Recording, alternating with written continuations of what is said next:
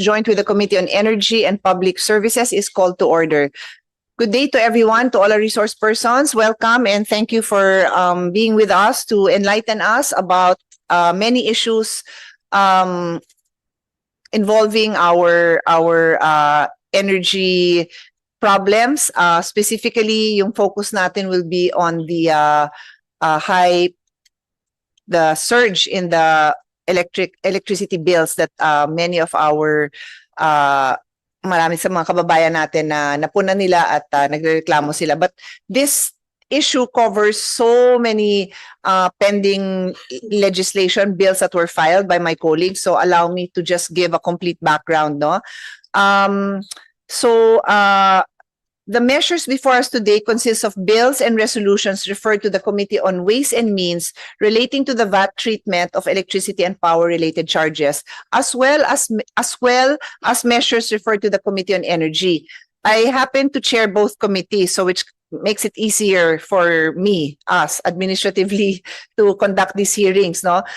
So these measures concern electricity pricing, system losses, consumer protection mechanisms, subsidies, and the broader regulatory framework governing the power sector. Under the Constitution, all appropriation, revenue, and tariff bills must originate exclusively in the House of Representatives. As many of the measures before us involve taxation and VAT treatment, the Committee on Ways and Means serves as the primary committee. Given the fiscal, regulatory, and consumer protection issues involved, it is important that these measures be discussed comprehensively and in coordination with both committees. So baka kasi mga ibang kababayan natin nagtataka na bakit napunta sa Ways and Means yung tungkol sa pagtaas ng presyo ng kuryente, even though there is a component kung bakit may mga gustong tanggalin ng VAT, may nagsasabing bakit may VAT pa ang mga systems losses, so it's a taxation issue, pero it's because of the electricity bills kaya sa nagrereklamo. Pero kaya kailangan ko ipaliwanag na basta pumasok yung tax, medyo kailangan dun tayo, hindi medyo, kailangan ang Committee ng Ways and Means will govern. So the recent spikes in electricity bills have caused serious concern and frustration among Filipino households already struggling with the rising cost of living. These concerns have become even more urgent in light of the recent red and yellow alerts raised over the Luzon and Visayas grids, which results in rotational brownouts and power interruptions affecting several areas across the country since last Wednesday, May 13. The situation highlights a difficult reality faced by Filipino consumers. Many are paying increasingly high electricity rates while simultaneously experiencing concerns over the reliability and stability of power supply. For many Filipinos, electricity is no longer a simple utility. Simply a utility is essential to education, livelihood, health, communication, daily survival. Lagi kong ine-example ang buhay ng isang nanay na ang gusto lang naman niya, paggising niya, magawa niya lahat ng kailangan niyang gawin para ma-prepare niya yung day-to-day life ng pamilya niya. Papasok yung mga bata, either siya pa nga, yung nanay mismo papasok din. Minsan naman si nanay homemaker, si tatay ang papasok, minsan baliktad, iba-iba na ngayon. The point is, pagka nawalan pa ng kuryente, hindi pa nila magawa ng maayos yung kailangan nilang gawin to prepare for the day. And that is major. Those of us who live in Metro Manila, and I've lived in Metro Manila all my life, pero madalas ho akong bumiyahe sa probinsya. Sobra akong na-shock, and this is years ago, not recently, sobra akong na-shock when I saw firsthand yung rotational brownouts in the province. I couldn't imagine how they could even survive, how small businesses, how families na gusto lang ipaganda yung buhay nila, nagnegosyo ng konti, malilit lang to na ng mga negosyo. Hindi sila makapagnegosyo ng maayos kasi 4 hours a day ang brownout. Can you imagine that?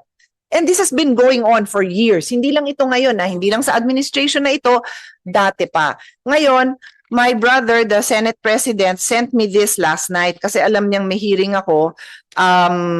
Gusto niyang dumaan. I'm not sure kung makakadaan siya, pero he wanted to be sure na ipakita ko ito. Flash ko na lang mamaya, no? Pero hindi ko lang naibigay kaagad sa staff ko kasi Sunday yun eh. Itong napakalungkot. So kinuwento ko nga, ang hirap ng buhay ng average family na mawawala ng kuryente ni hindi ka makagalaw dun sa pang-araw-araw na kailangan mong gawin para makapag-ready for the day. But this is the saddest news of all. Father, 80 years old, dies after failing to nebulize during power outage. I see Yusek Alia nodding her head, so you heard of it, no? It's so sad. Yung tatay mo, yung lolo mo namatay kasi pwede naman i-nebulize. First of all, as a long-time chairman of the Committee on Health, not every household has a nebulizer. Okay? So kahit may asthma ka dun sa ibang mahihirap na pamilya, they don't have it, pupunta pa sila sa health center. Hindi ka na nga makahinga, pupunta ka pa sa health center because you cannot afford a nebulizer. But that nebulizer alone will already save their life kasi nga, lumuluwag yung passage mo dito na nagsisikip kung nag-a-asthma attack ka. So, ito, an 80-year-old father in Laguna died after failing to undergo nebulization during a rotational brownout. Hindi ka naman kailangan mamatay sa asthma eh. Diba? Pero dahil sa brownout, namatay. So that is, suddenly this brownout becomes life-threatening. And can you imagine, dun sa mga health center natin, siguro lahat ng malalaking ospital, may mga, ano naman yan, generator. Pero paano yung mga health center natin? Kung walang, tapos yung health center, nandyan naman yung mga nebulizer. Hindi naman kailangan pumunta sa ospital para lang magpa-nebulize. Eh what more pa kung may mga minor procedures na kailangan gawin. So that is the situation we have. And it's not acceptable. So kailangan natin trabahuhin ng maayos to. So ang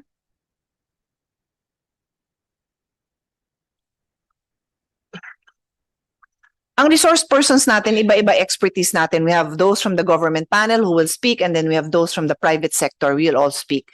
But then all of us have our own experience from our individual capacity. So I'm here chairing the meeting. Ako po'y makikinig. That is my job, makinig, no? And then to consolidate all of these concerns, solutions. But in the end, I never separate the reality that I bring to this hearing my personal experiences as a mother, as a woman. And kaya dun parati yung aking point of view. If there are others here, my other colleagues na from a male point of view, let's say from our DSWD, you can share from the perspective ng isang farmer, from a fisherman, then that's why we're all here, to share the perspective, the realities that we see. Now, this is what I see will be a bit, this is what our challenge will be, no? Unahan ko na, and then I will end my discussion and give the floor to the resource persons. One of the big clamor is yung systems losses na babayaran pa, may tax pang binabayaran sa systems losses. So dun sa mga hindi pa familiar sa term na yon, pag-generate ng kuryente, distribute niyan sa mga households, merong nawawala. Kumbaga sa tubig, dun sa mga pipeline mo, may tulo. 'Di ba? May lumalabas, so hindi nakakarating. Kung nag-produce ng 100, ang makakarating sa household na 100 households, ang nakarating lang is 0.5 or 0.8, o di may nawalang 20% nun. Ganun yun. Kaya lang bakit daw nawala na nga, hindi nakarating sa kanila nagbabayad ng VAT, no? So the solutions, I don't think may isang kahit sinong tao dito na sabihin na hindi na nga nakarating sa'yo, kailangan bayaran mo. I don't think even the government representatives, when they take the floor, will say, dapat bayaran yun. But the reality is, kaya binabayaran yon, and please correct me if I'm wrong, no? I'll just go straight to the point. Our law is written such that sa VAT, once na ikaw ang nag-produce nun, ikaw ang naglabas nun, ikaw magbabayad ng VAT nun. Tama ba, Yusek, Carlo, in general? So like nag-import ka, paglabas nun may VAT yon, di ba? Kapag nasa resibo po. Oo. Tapos nun, pag dinala yun sa isang factory, yung ano tawag dito, yung not ingredients, parts or the raw materials. Tapos nag-create yung factory ng another product. Yung dinagdag nilang value, kaya nga tawag na value-added tax, yun ang magkaka-tax, di ba? So by the time na dumating sa consumer yon, yung pinagdaan ng proseso nun may value-added tax. So obviously, pagdating ng product mo, tapos faulty, or it's not as you expected. May sabit yung paggamit nung yung functionality ng product na yon. Anong gagawin mo? Di malamang irereklamo at babalik mo, di ba? So pwede mo ibalik ng buo. But how do you do that with electricity? Hindi mo naman maibalik ng buo yun. Gagamitin mo yun eh. Pero pinapabayad sa'yo yung parte that you never receive. That is our problem. So, if we have experts here who can tell us, and I don't know if the government has, let's find solutions. Kasi binabayaran eh, pero di naman natanggap. Pero paano tatanggalin sa proseso yon? Di bali na kung parang pagkain yan, ay 20% ng na-deliver mo, hindi ko nagamit. Eh di sige, bawasan natin yung 20%. Di ba? Kunyari, nagpakilo ka ng kamatis. Ay, teka muna, may 3 dito bulok eh, di tinanggal mo. O di bayaran mo na lang yung hindi bulok. Simple, di ba? Pero, let's say cellphone, tapos ay, parang hindi ko mapindot ng maayos, bilhin ko na lang sa'yo discounted. Pwede mo rin naman ibalik ng buo yun. How do you do that with electricity? So I'm trying to simplify this problem kasi even me as a lawyer, I'm very open to the suggestions pero hindi ko talaga din alam kung paano hihimayin yung issue na yon. So that is what we're here for. Okay, let me acknowledge the presence of Senator Marcoleta. Sir, you can give a short opening remark and then we will go to our resource person because we also have a caucus. So we will only be able to stay till around 2, maybe 2:15, maximum 2:30, but I have to determine if I need to suspend because of the caucus that we have. So, sir, you have the floor. Thank you, Madam Chair. Not an opening statement, but I think an amplification of what you just said on systems loss. Sa akin pong pagkakaintindi rin, yung system loss kahit na dalawang klase pa yon, yung technical and non-technical, to me, they should be considered as legitimate business risks. Hindi kailanman pwedeng i-justify yon simply because ang mga players po sa energy sector, mapa-distribution, transmission or generation, Madam Chair, they all decided to go into this venture knowing all the risks involved. And one of those risks are the technical and non-technical aspects of system loss.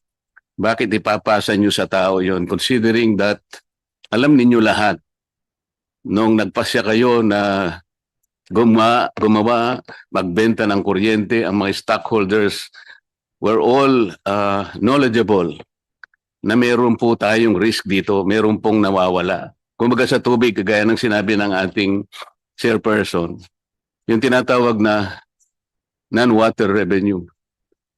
Kasi may tumutulo talaga eh. Bakit po niyo ipababayad sa tao yon? That cannot be justified. That's number one. Number two, sinabi po ng Korte Suprema in one of the landmark cases, any expense that the distribution utility in producing and distributing energy which did not inure to the benefit of the consumers is unjustified and inequitable. Paano po natin kukontrahin yun? Tama naman yun eh. I think these are the two major factors or major legal basis why the system loss ay kailangan na nating tanggalin na binabayaran po ng mga consumers. Unless anybody here is in a position to contradict those positions. Doubted by the chairperson and rendered unjustified by this representation. Kung meron pong gustong kumontra na po kayo ngayon.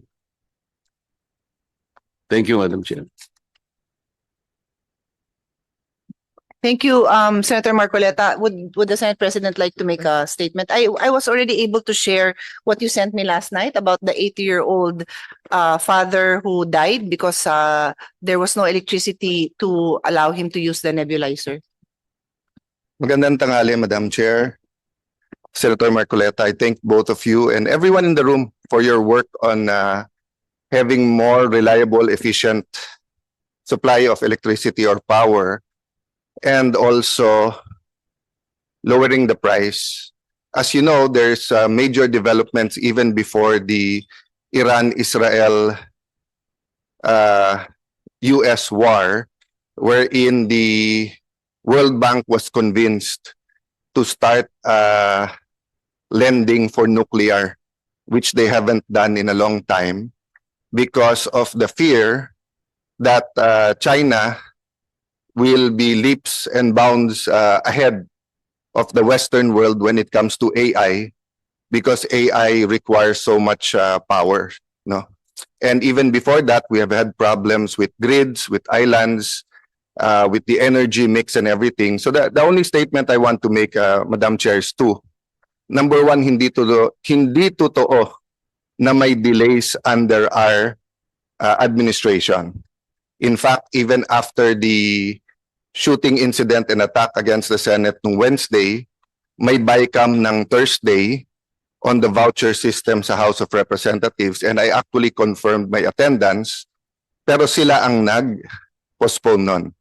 Yung pagpunta ng farmers dito, sila din ang nag-postpone. So I thank you for pushing through with this hearing. The second thing I want to mention is that, as you all know, the chairperson is my sister. So we share the same culture and language coming from one family. And we all know, pagka-crisis, iba yung kilos. Di ba? So kung may exam bukas, kailangan mo mag-cram. Di ba? Kung bukas ang bayaran ng kuryente at hindi mo pa hawak ang pera, kailangan mong gawan ng paraan. So given the present crisis, it's actually an opportunity.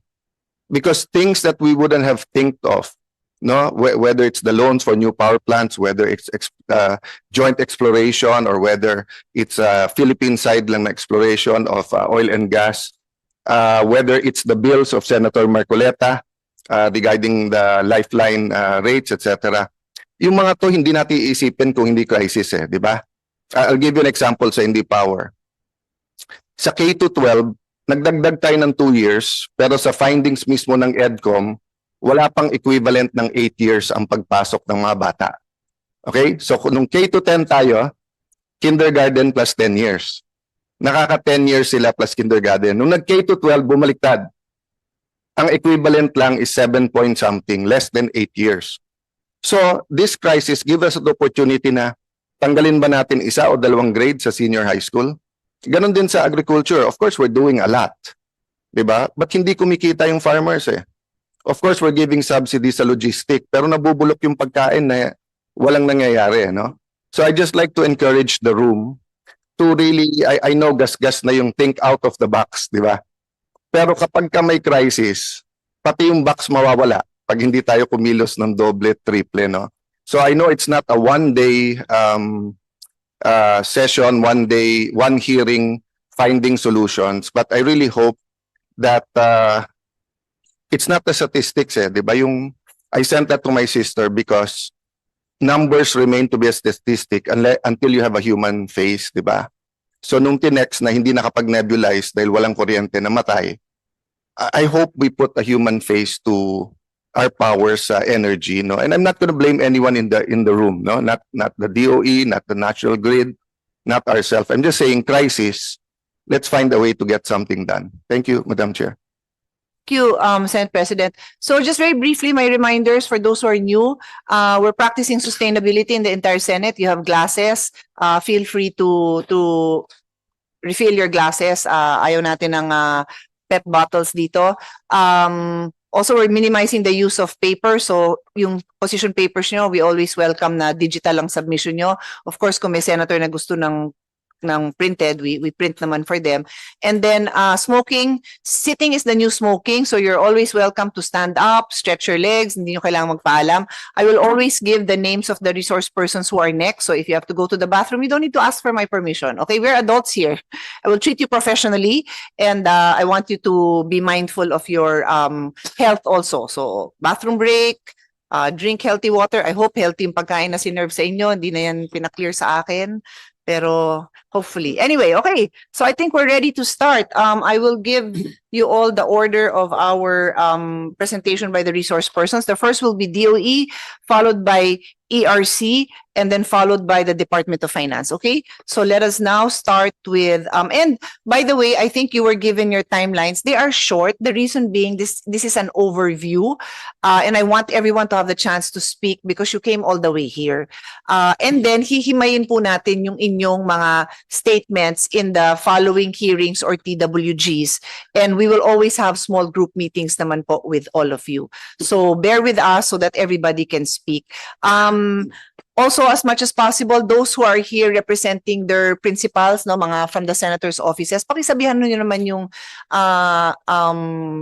the senators who you work with that ang ano natin, ang susundin natin is we let the resource persons finish speaking first, no? Since dalawa lang kami ni Senator Marcoleta, my rule always is kung dalawa lang, pwede naman mag-quick question. But I don't open the floor because hindi matatapos, hindi mabibigyan ng time lahat ng nag-abalang pumunta dito at magbigay ng oras sa atin. Okay, that's it for all my reminders. DOE, Yusek Mario Marasigan, you have the floor. Thank you very much, Madam Chair, and good morning to all. The Department of Energy has submitted its position paper regarding the Senate bill on the system loss application of the VAT. And if I may read, Madam Chair. Yes. Dear Senator Cayetano, this refers to the April 6, 2026 request of the committee seeking the comments of the department on the above-mentioned bill.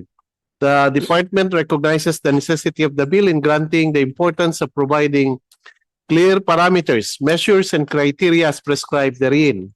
We posit that the system loss represents electricity that is generated but not delivered and not consumed by electricity end users. It is an inherent technical and operational characteristics of electricity transmission and distribution systems and should not be treated as a separate taxable transaction. Rather than being treated as a component of the sale of electricity, it is more appropriate characterized as a regulatory cost adjustment arising from technical inefficiencies, operational constraints, or non-technical losses such as pilferage. Imposing value-added tax on the system losses is inconsistent with the basic principle under Section 108 of the National Internal Revenue Code that value-added tax should apply to the actual sale or consumption of goods and services and therefore raises concern as to the fairness and equity of the electricity charges. From a consumer standpoint, this translates to higher electricity rate without the corresponding benefit in service, thereby increasing the effective cost per kilowatt hour and carrying the system loss itself. Imposing value-added tax on top of these losses further undermines the intent of the regulatory framework, which is to balance operational realities with consumer protection and instead leads to form a double imposition on amounts that do not reflect actual service received. In view of the foregoing, we recommend further review and the appropriate tax treatment of system loss along with other relevant agencies. With fiscal considerations are duly recognized, this must be balanced with the overarching objective of ensuring affordable and reasonable electricity rates for consumers. We have also attached technical data requested, and this was provided with an online link. Lastly, we express our support in the passage of the said bill while also ensuring its consistency with the department's mandate and other existing and applicable fiscal, power, and energy-related laws, rules, regulation, and issuances, and give due deference to the committee in choosing a specific provision or language in the bill. Should you have any concerns, inquiry, Madam Chair, we have provided the contact person and the contact numbers as well as the email addresses. This is the department's position, Madam Chair, Honorable Senator Marcoleta. So thank you very much.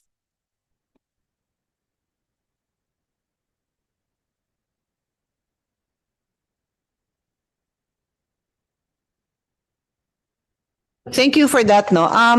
Let me clarify, no. I was discussing kasi with my staff. Medyo malawak talaga yung topic natin today. If you can see, I won't read it into the record. 14 bills yung kino-cover natin. And I just want to emphasize, and my staff has informed me that they informed everyone that the focus talaga, and Yusek naman mentioned one of the main components is dissecting the electricity bill para maintindihan ng tao kung bakit nga tumaas. Kasi nga yung topic natin is yung pag-akyat nung the surge in the electricity bill. So yung na-focus nyo, Yusek, Mario, is one of the components, yung systems losses na bakit sila ang nagbabayad. But to be clear, as those here probably already know, basahin ko na lang to, no? 64% of the bill is the generation charge. 12% is the distribution charge. So ito yung, kumbaga si Meralco, siya yung distributor, at yung ibang mga nagsusupply ng kuryente doon sa mga ibang lugar, yan yon. 12% charge nila yon. 11% is other charges. 8% is transmission charge. And 5% is systems loss. Pero dun sa other charges, banggitin ko lang, dito ho pumapasok yung government mandated and pass-through. Ito yung VAT and energy tax, real property tax and local franchise, and then the subsidies, the lifeline subsidy, the senior citizen subsidy, and then the renewable energy allowances, the feed-in tariff, and the green energy auction. Binabasa ko pa lang, napapagod na ako sa dami nung pinapasa natin, dami ng sinasalo ng consumer. So actually, Yusek, lahat yon I expected na magko-comment po kayo. Medyo mahirap kasi ang lawak talaga, no? So okay lang kung systems losses muna yung binanggit nyo, pero very crucial yung statement nyo kasi kayo po ang DOE. Well, si ERC naman, ang dami doon na sila ang nag-approve ng rates. And then I also want you to point out kung ano doon yung mandated by law at ano doon yung hindi mandated by law. So clear tayo yung mandated by law, kami ang gagawa ng amendment noon. Pero kung hindi yon specifically mandated by law, kumbaga binigyan lang ng power ang isang agency to determine, then we can also tackle that. So medyo dun tayo para the other resource persons can also give their comment, nakakasabay sa discussion. So again, malawak yan. Hindi ko na nga natapos kasi napagod ako sa dami nung karga ng ating mga kababayan eh. Universal charges, missionary electrification. Ito po ay nagfa-fund ng kuryente dun sa remote and off-grid communities. That's wonderful, right? Na yung off-grid, yung hindi nakakarating sa kanila yung mga transmission lines, tinutulungan natin. Pero sabi din ng mga kababayan natin, bakit kami? Bakit kami? Hirap na rin kami, tapos kami din ang nagbabayad niyan. The good news is, marami nang nakarating na kuryente sa off-grid, lumaki naman yung burden na kinikerry ng consumer. So those are the realities, we have to understand it. As a Christian, siyempre sabi natin tulungan yung iba, pero minsan ang bigat na rin talaga sa kanila eh. So, saan pumapasok ang gobyerno, saan pumapasok yung private citizen na yung tulong niya. Kasama sa universal charges, environmental charge. Ito yung para sa rehabilitation ng watershed. And then meron pang NPC stranded debts. So ang dami. Okay, so Yusek, kung yan lang ba muna ang focus nyo, yung sa systems loss, you did not prepare, you don't have anything else on the other, yung nasa electricity bill natin, do you have anything else to add? If I may, Madam Chair, where we look at all the bills and we support po the study of all the components of our electricity bills for review. And ang hinahabol naman po ng Department of Energy is talagang to look for avenues on how we could lower the cost and make it affordable to our consumer.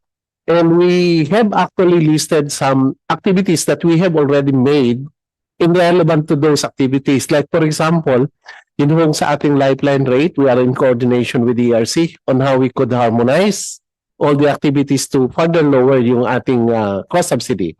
We have also we have read some documents that indicates what have we done in support of all those bills, because we are continuously reviewing all the provisions of the law, particularly IPIRA, and to include the other energy laws. Kasi nga po, ang position ng Department of Energy is we deliver the services, but it should be affordable to our consumers. So we will submit po additional papers. Thank you very much po, Madam Chair. you for that. Tapos reminder lang, no, ideally wag nyo na hong basahin yung mga letters, mga submissions nyo kasi kami na hong magbabasa nun. I-highlight na lang, no. I-highlight na lang. Of course, kung may mga medyo technical doon that you have to read it, no problem. Maiksi naman yung binasa nyo, Yusek, pero that's my general rule, no. So we can absorb it. Mas madali sa akin yung kwentuhan katulad nung ginawa nyo. Okay, so let's go now to ERC, the chairperson and CEO, Attorney Francis Juan. Sir, you have the floor. Thank you, Madam Chair, Honorable Marcoleta. We've submitted our presentation. In fact, we prepared two presentations, one on the different charges in the bill and also our position on all the pending Senate bills. May I just be allowed to present on the system laws to save on time, and so I can devote the 5 minutes to correcting some misimpression as regards system laws. Can we go to slide 8? Yung system laws po, hindi ito bayad para sa kuryenteng hindi naman nagamit. Ito po ay bayad para dun sa gastos. Itong kuryente na ito na generate, dineliver through the transmission wire at nakarating sa distribution utility, pero because of the technical and non-technical losses that are allowed under 7832 to be recovered, sila ay hindi nakakasama doon sa kilowatt hours on which naiimposan nung kaukulang generation and transmission charges. So, kalintulad po ito, halimbawa, nagnenegosyo kayo, bumili kayo, nag-wholesale kayo, bumili kayo ng 1,000 isda, bangus, isang banyerang bangus. Ang gastos nyo ay 8 piso kada ulo ng bangus. Ang kabuang gastos nyo ay 8 pesos kada ulo ng bangus. Pero dito sa banyerang nakuha nyo, hindi naman lahat yan, hindi naman 1,000 bangus ang may bebenta nyo. Kaya halimbawa, 5% niyan ang hindi nyo talaga mabebenta dahil bilasana o sirana o maaring kinupit ng tindera nyo. Ito pong kabuang 1,000, halimbawa may 5% na nawawala or na hindi nyo na ibebenta, 950 lang talaga ang kabuuan na inyong nabebenta. Kung kayo ang magbebenta nito at gusto nyo balik puhunan lang yung 8,000 na inyong ginastos para do sa 1,000 na bangus na yan, magkano nyo ibebenta? Definitely hindi 8 yung original na per unit price. Isasama nyo dito yung spoilage, di ba? In manufacturing, kasama yan. Kaya kung ang may bebenta nyo lang kandidad ay 950, per unit cost niyan ay hindi 8, but 842. Yung 0.42 na yan, yan po ang sumasalo doon sa gastos ng system loss. Ngayon, bakit hindi na lang distribution utility ang sasagot nito? Ang distribution utility po, hindi yan ang negosyo. Ang kanya pong negosyo ay yung maghatid ng kuryente sa pamamagitan ng mga linya na ipinapatayo niya. Ngayon, kaninong negosyo ito? Sa generation company. Kaya nga, ang distribution utility, pinapass through lang yan. So, dun po sa mga komento na dapat ay sagutin niya ng distribution utility, yes, merong portion yan ang ipinasasagot ng batas sa distribution utility. Kasi lumabis na doon sa itinakdang system loss cap, yung gastos na na-incur niya for its actual system losses. So, yan po ang nature ng system loss, kaya't mayroon tayong charge para mabawi yon, yung gastos na yon. Ang bumabawi ang distribution utility, pero ibinabayad din niya yan sa generation company at sa transmission company kasi nga po ito ay pass-through charges. So, Chair, yes po. nakuha na natin ang ibig mo sabihin. Kahit na simplistic yung example mo, susundan kita ron eh. Ang example mo ay isang banyera ng bangus. Okay? So dahil sa merong loss doon, maaaring kinupit ng tindera o kaya biglang kahit na yung bangus ay hilado na pero lumundag pa rin, ano? Palagay mo lang ganun na nangyari. Ito yung mga factors na kaya kailangan makuha mo yung loss, yun ang sinasabi mo, okay? Sa mga tweet, yung banyera ng bangus na yon, kasama ng loss na yon, binenta mo sa supermarket A. Dahil siya na yung magdi-distribute. Tama? Yung generation, nasa yun na, binenta mo sa supermarket A. Yung consumer ngayon, meron siyang option. Pupunta siya sa supermarket B o kaya C. Bakit kanya mas mataas yung bangus dito sa supermarket A? Pumunta siya sa B, medyo mura ng konti, ng 150 for example, or 1 peso, o kaya sa supermarket C, mas mura din. Doon siya bibili. Tama? Ito pong system, Teka muna, sagot ka muna. Siyempre, may option yung consumer. Nung makita niya, dahil binenta mo rito sa supermarket, ganitong price, meron siyang option na mamili sa ibang supermarket. Tama? kung ang pinag-uusapan po natin Sumagot dito, ka muna. Tama o hindi? Ba't tayo mo sumagot? tayo po kasi as captive. Hindi, sasagot ka muna. Opo. Tinatanong lang, napakasimple. Pumunta siya sa supermarket, ito yung presyo. Pumunta sa B and C, ito yung presyo. Makakapamili siya, di ba? Madam Chair, ba't hindi siya makasagot? Opo, Okay. doon sa example niyo po. Okay, kaya kita tinatanong ng ganon. Sa kuryente, hindi siya kami makakapamili. Wala kaming ibang pupuntahan. Isa lang ang supermarket. Tama o hindi? Opo, sumagot ka. Yun ang problema eh. Huwag din yung gagamitin yung ibang perishable commodities. Pumunta ka sa isang supermarket, meron daga na kumakain sa mga produkto. It's a loss. Merong mga nagnanakaw doon. Nangyayari yun every day. It's a loss. Hindi lang mga outsiders. Maring yung sarili mong nagtatrabaho doon, nagbubulsa. So loss lahat ito eh. Yung supermarket, yung loss na yun, hindi niya ipapataw doon sa prevailing price ng kanilang produkto. Kasi yung consumer has the option to go to other outlets. In the case of electricity, Madam Chair, wala silang option eh. This is our problem. Kaya pinipilit ko kanina, and I thank you very much, Attorney Juan, nung sinabi mo, ay yung system loss, as you said, is an inherent operational characteristic. Inherent talaga to eh. Hindi mo mayaalis na mayroong mawawala, but this inherent operational loss is already admitted. It is known to all stakeholders bago kayo nagpasya na gumawa at mag-distribute ng kuryente. So it is a legitimate business risks that every industry should recognize. Ba't naman ang energy sector lang hindi nagre-recognize ng risks? Lahat ng industries have risks. Maski insurance company who cover for risks, meron din silang risk. Ito yung problema na madali naman nating intindihin. Madali naman nating gawa ng paraan. Eh di amend natin yung Republic Act 7832, ganun lang kasimple yun eh. Let's remove the system laws. As simple as that. Isang maliit na amendment lang ang gagamitin mo doon. And one thing more, Madam Chair, tingnan mo na lang yung universal charge. Tama yung sinabi ng chairperson.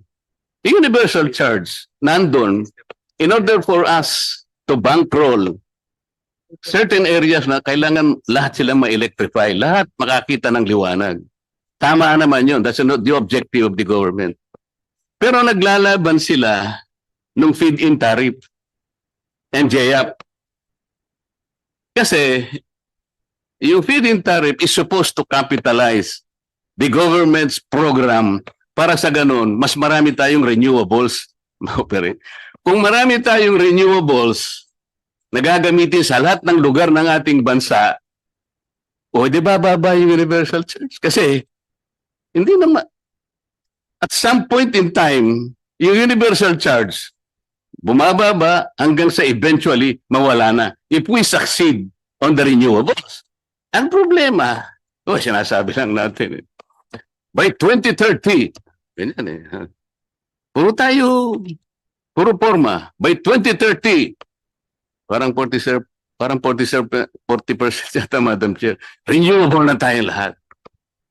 By 2040, 50% ang renewable. Oh, Diyos ko.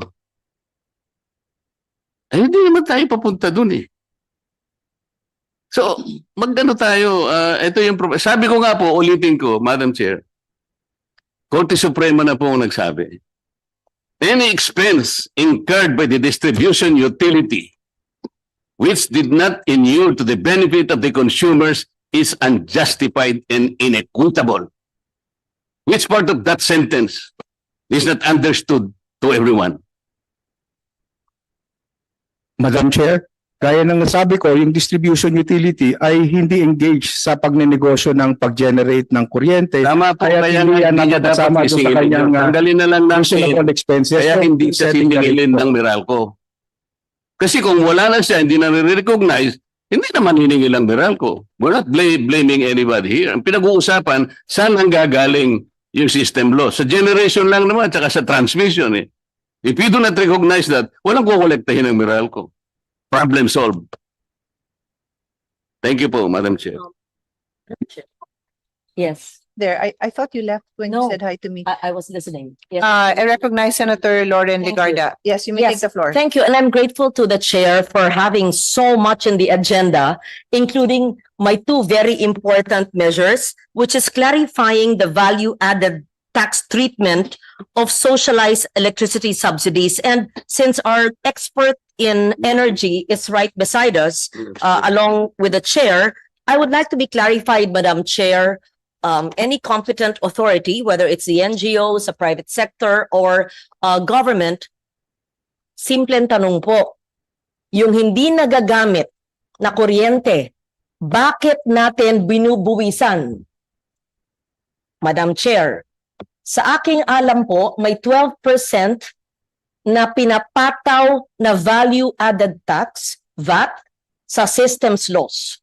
Narinig ko pong ERC na sinabi, ito'y hindi ginagamit, kumbaga sa isda, na bilasa, wala po. Bakit po binibuwisan ng 12% ang hindi nagagamit na kuryente? Pangalawang tanong, kung ano man ang sagot po nyo, ay dapat sumasang-ayon ba kayong tanggalin ang VAT kaagad dyan? Huwag ng batas. Sa implementation lang yan ng ating mga batas na nandyan na, kumbaga kung nakasaad yan sa EPIRA. At dapat ang BIR makipag-ugnayan sa ERC para ito'y mapatupad. Kung sang-ayon po kayo. Kung mali po ako, then please correct me. Kayo po ang mga experts. Thank you, Madam Chair. Thank you. With the permission of Senator Legarda, can I give the floor back to Attorney Juan, who's in the middle of his Yes. presentation? Yes. And since he was raising his hand, I assume he's going to touch on it. Sorry, let me finish before you. Let's have an orderly discussion. These are very good points, but I want you to continue with your presentation. You may answer, but I do want us to get to DOF, that who I think is also the right person to answer your question. So after his presentation, which I believe will touch on your question, then we will go to the DOF. Again, para lang mabigyan ko ng time lahat ng nandito na makapagsalita din. Oo. Okay. Maybe para lang, just a one-sentence answer. Mm-mm. Tama ba ako or hindi kasi ako eksperto, ay mali ako? Ganun lang po. Go ahead. Sang-ayon ba kayo? Attorney Juan. Yes po, kaya po siya nasasama doon sa nabubuwisan ng VAT dahil sa side ng generation company na nag-generate nun, kasama yon doon sa kanyang sales at pumapasok yun sa kanyang gross receipts. Kasi pag lumabas at na-deliver niya yung kuryente sa distribution utility, kasama na yon sa kanyang kita. Kaya ito lang VAT on system loss dahil nga iniwalay natin yung cost na yan from the total generation charge, inilagay natin as system loss charge, yung VAT ay separately na i-impose dyan. But doon nga sa aming position, as we have communicated to the committee, we support all proposals, proposed measures para mapababa yung electricity rate. At kasama dito is redefining what should be the base for the VAT on electricity. At kung i-exclude natin yung cost associated with system loss from the gross receipts ng ating mga generation companies, transmission and distribution, malaking kabawasan na din po yan dahil around 5% din, 5 to 10% yung system loss na pinapataw. So that will be a reduction to that po. I will make an illustration so that our government panel here can explain also to people. Kasi kahit ako, gusto ko na mas maliwanag. And this also is consistent with Senator Lawrence's question. So, pag-generate nung electricity, and that's X amount, no? Sabi mo ng 100, at yun may VAT yun. So paglabas nun, yung value na 100, magiging 112, di ba?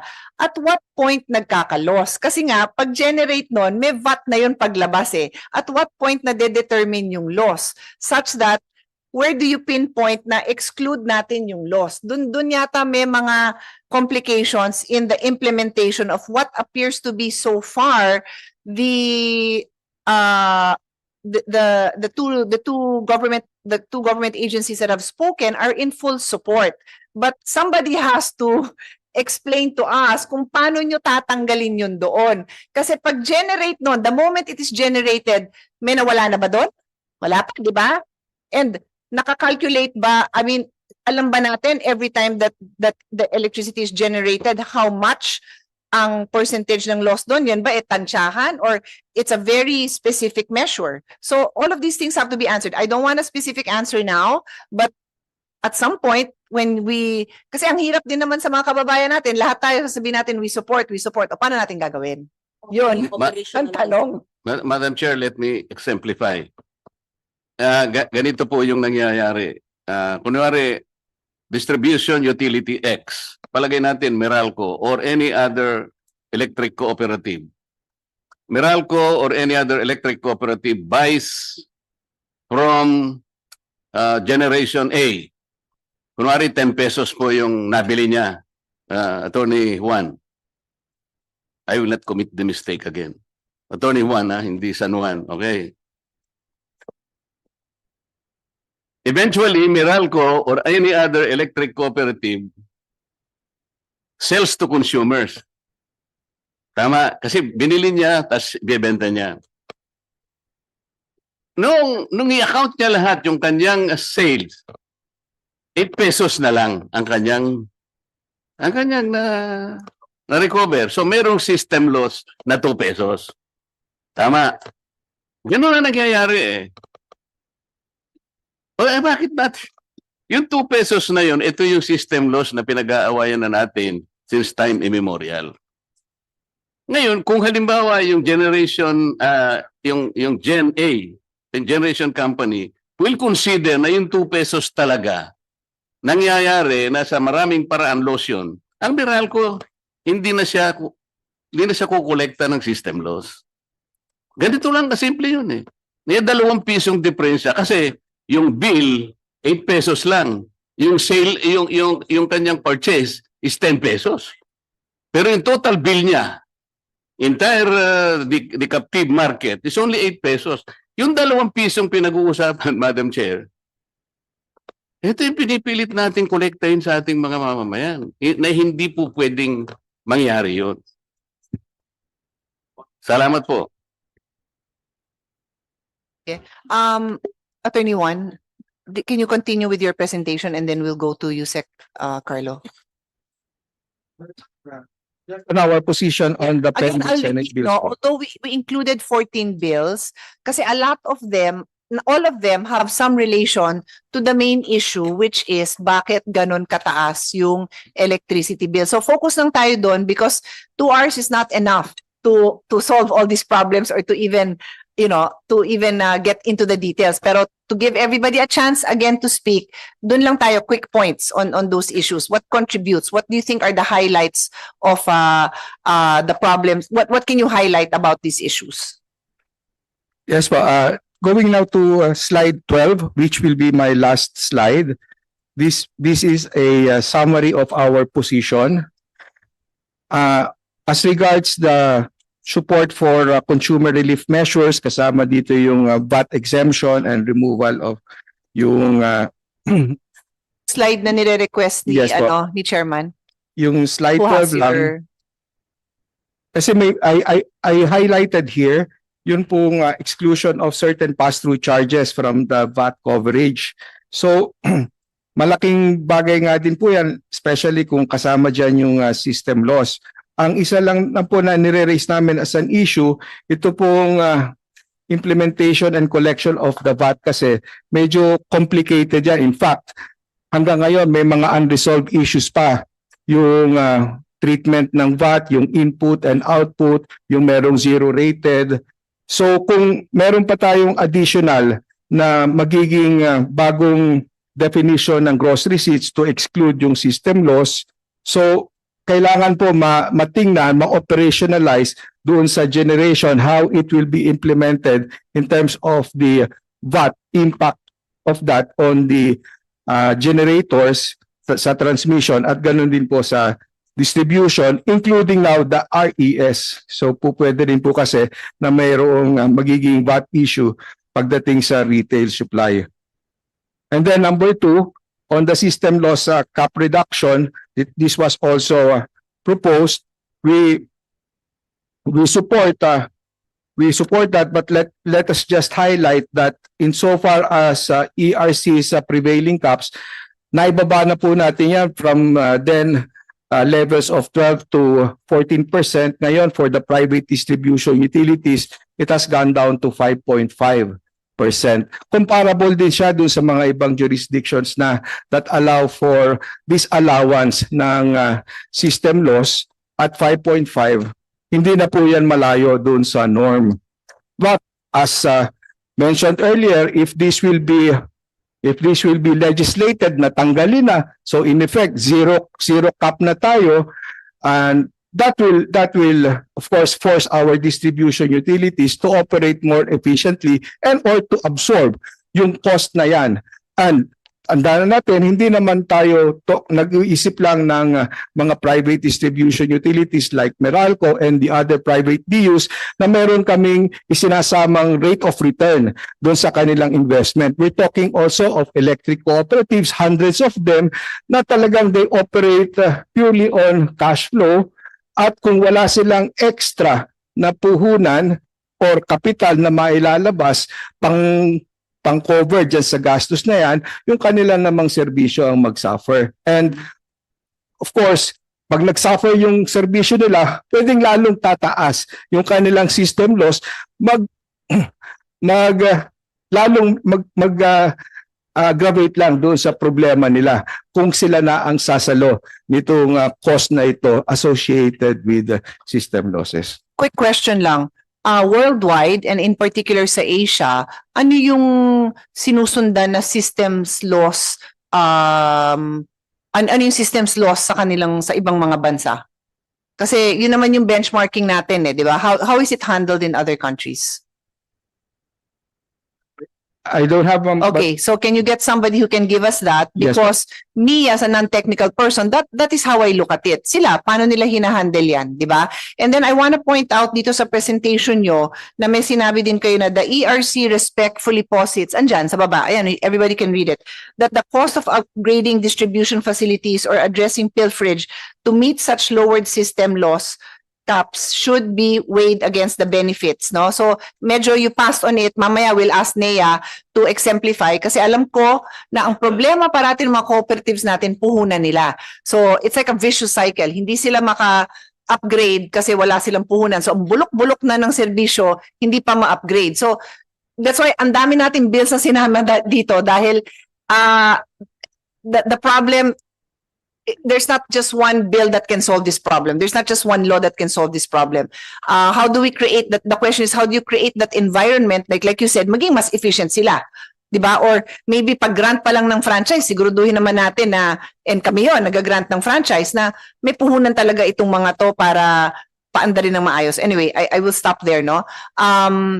Yusek Carlo, I will give you the floor, and then after, I might shift quickly to the private sector naman to give them at least a chance, some of them the opportunity to speak, and then balik-balik tayo. So we have two perspectives. Okay, go ahead, Yusek Carlo Adriano for DOF.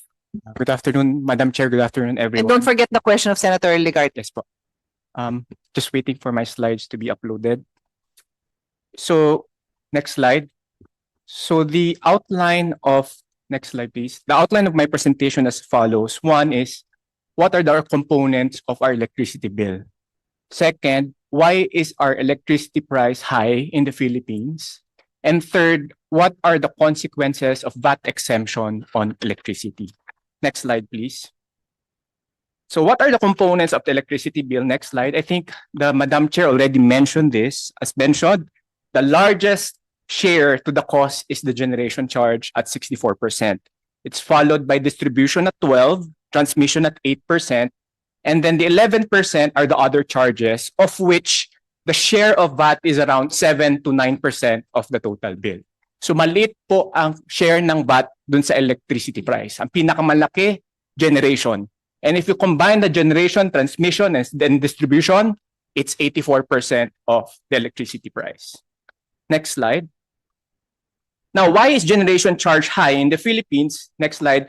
So we researched several papers. So I will just mention papers of Ravago 2022, Tabada 2025, Navarro 2025, Francisco 2024, Francisco and Basilio 2024, and Clarete 2016.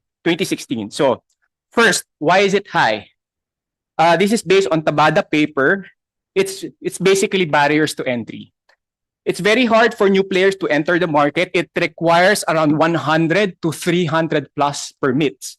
And it will take 5 to 10 years before you can actually operate sa generation po nito. And given this limits competition and electricity supply.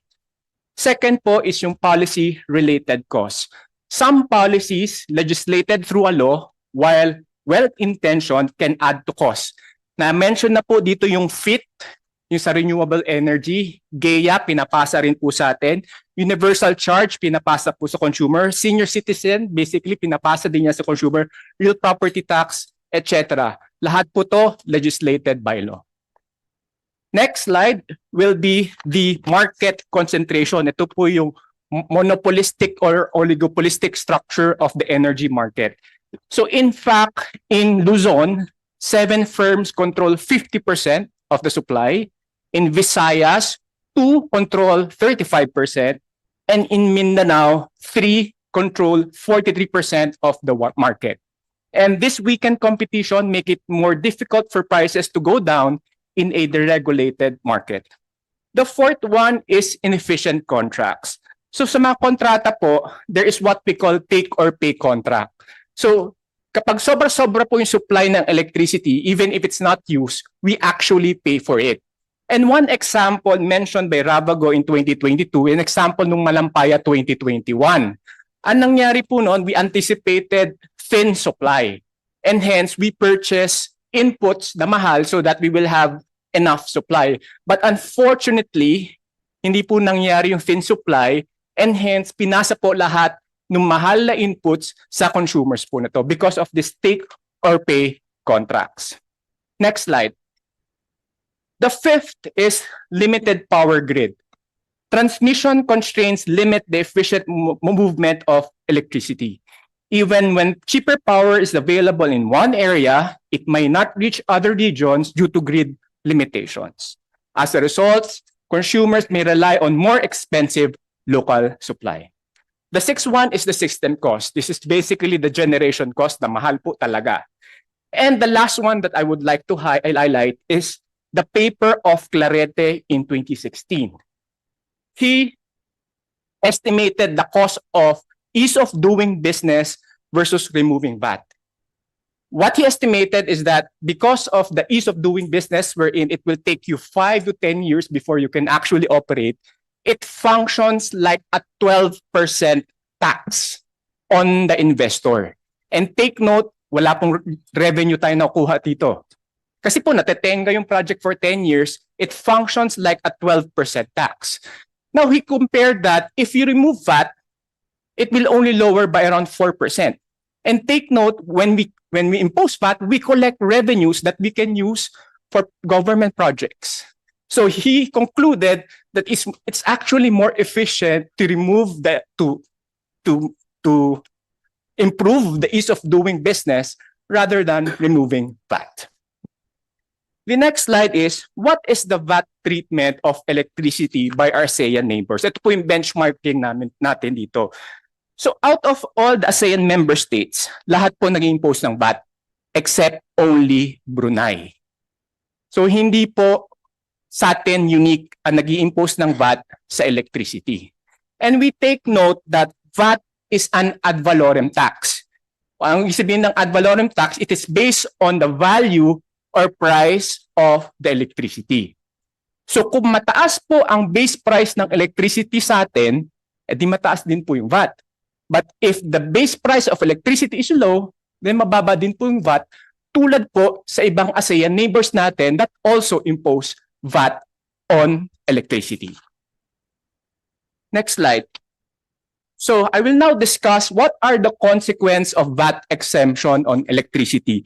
These are the unintended consequences. So we know there will be revenue losses, but what are the unintended consequences of exempting VAT, including po yung systems loss?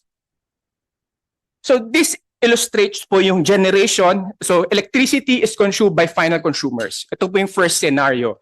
So you have the whole electricity chain, and then ang final demand mo is with household. So we have the generation, transmission, and distribution. For each chain, meron po yung mga inputs, mga poste, capital, labor, rent, etc., etc. And those inputs are subject to VAT. Now, kapag exempt po yung electricity, ibig sabihin po nun, hindi po sila makakapag-claim ng input VAT. So ano po mangyayari dun sa tinatawag naming unrecoverable input VAT? It will now form part of the electricity price. Ipapasa lang po yan sa consumers. And hence, ang ano po namin, ang result po nito for the household level, it can be lower, no change, or higher prices. Why? Because of that unrecoverable input VAT that will now form part of the price and the current structure of the market na monopoly and oligopolistic. Wala po masyadong competition, so kapag tinanggal mo po yung VAT, it can be just be part of their new markup.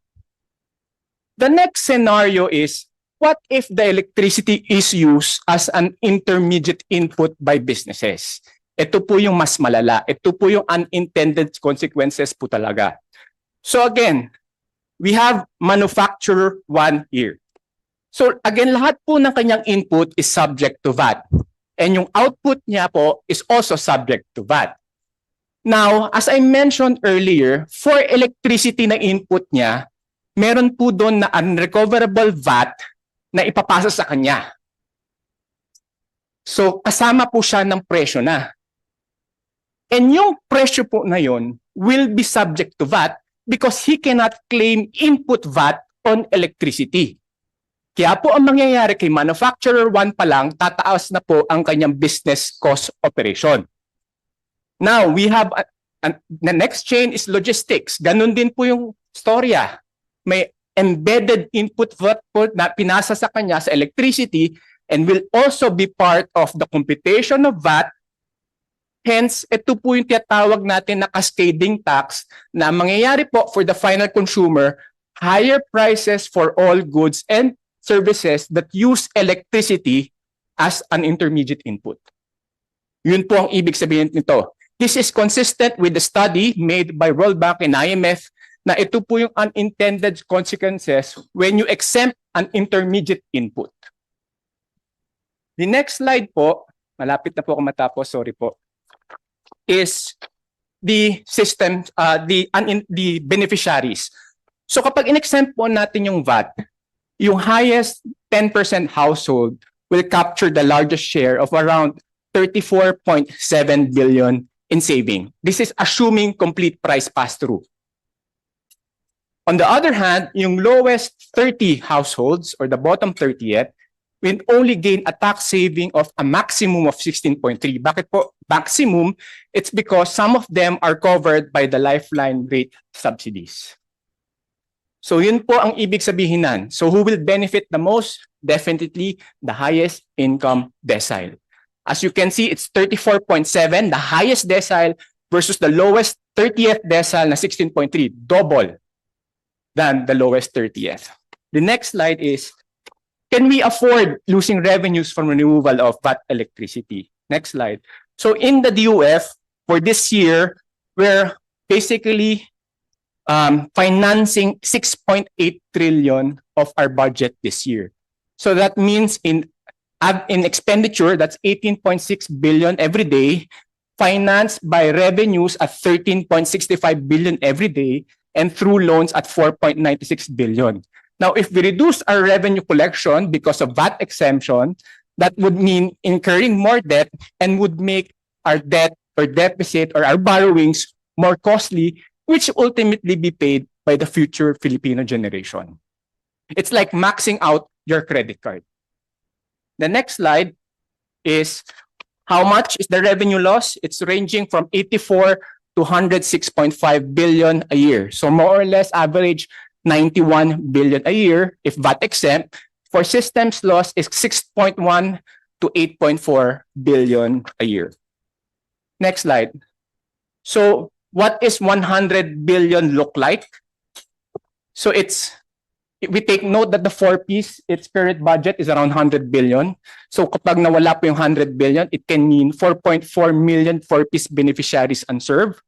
That 100 billion is also 28,720 classrooms for 1.1 to 1.4 million students.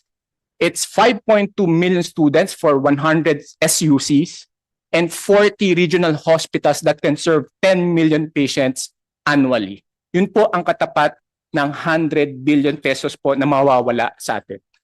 Now, the next slide will be on the systems loss. We take note, Madam Chair, I think this is one of your requests to ERC, that Malaysia, Thailand, Vietnam, and Indonesia also impose a systems loss. Ang pinagkaiba po sa Pilipinas, through the IPIRA law, naka-disaggregate po yung systems law sa ating receipt, sa ating kuryente na bill. Yun po yung pinagkaiba. So it's not unique to us. I would like to note also, Madam Chair, if we remove the systems loss, assuming that this generation companies will maintain the same level of ROI or return on investment, that would mean higher prices lang din po for electricity. Yun lang po mangyayari nun. Next slide. In the next slide, so ito po yung mga admin problem if we exempt VAT on electricity. One is it weakens the self-enforcing nature of VAT. Kasi po, to be able to claim input VAT, nanghihingi ka po ng resibo eh. So it's like a self-enforcing thing po for the businesses so that there's an incentive to actually issue receipts because you can claim your input if you have an output. At the same time, again, ito po yung mga admin cost lang which I will not discuss anymore. And then finally, the last slide, there was a study made by NEDA in 2015 on the impact of VAT exemption on electricity to the economy. And they found that the net impact, which is a net cost, is a 0.52 percentage point reduction in real GDP. That's the last slide of my presentation, ma'am. Madam Chair, on the question of Senator Loren, unfortunately po, the systems loss is part of the gross receipts. So if it's part of the gross receipts, it's subject to VAT, subject to Section 108 of the tax of the NIRC. Madam Chair, I note that in 2024, please DOF confirm this, the Bureau of Internal Revenue had already stopped collecting the VAT on UCME. when previously it was collecting, just like systems loss now. And sinasabi po nila na hindi kaya, pero sumunod, 2024. Just kindly correct the information if this is accurate. Thank you. Ay, good afternoon po, Senator. Yes po, because of RMC 116/2024, the universal charge was exempted for the payment of VAT because it's already a government mandated charges. So therefore, because the universal charges was remitted to the PISAM, which the PISAM will be the one to distribute the universal charges.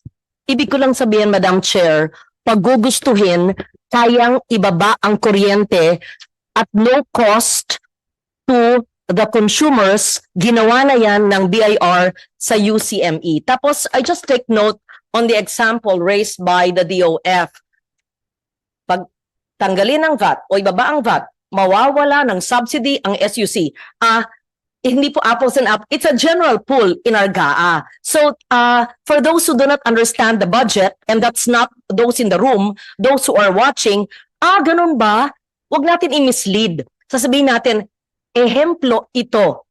Pwede mo rin sabihin, kung maging systematic, efficient, at bawasan o tanggalin ang katiwalian, korupsyon, ay kaya natin na walang epekto sa taong bayan. Huwag niyo sabihin, pag walang VAT, walang SUC. Pag walang VAT, walang tulong sa DOH. Hindi naman naka-earmark ang VAT para sa edukasyon at para sa kalusugan eh. Iklaro natin ganun. Kasi yung example nyo, hinanpick nyo yung maintindihan ng tao. 6 billion.